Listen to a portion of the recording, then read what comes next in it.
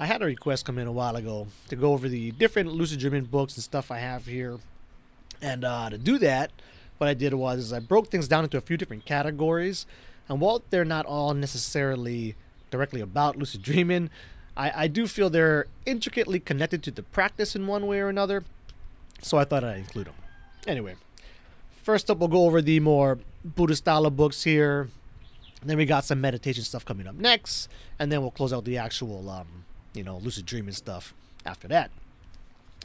But first up, we got the Bhagavad Gita here, which, I'm happy I read and all, but honestly don't remember much of it and don't have too many highlights in here either.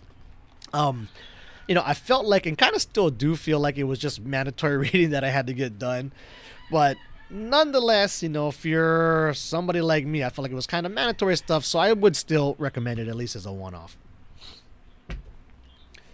Then we have the Tao Te Ching, which I really do love this book. I actually use it as like a bedtime storybook for my kids when I'm putting them to sleep at night. But nonetheless, this is a great one. Would recommend for sure.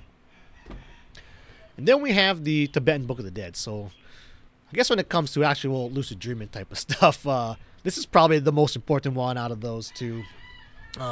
In particular, if you're more interested in the dream yoga, sleep yoga style of things, and I think this might even be like mandatory reading for you. It can be a bit much if it's your first book kind of approaching the subject.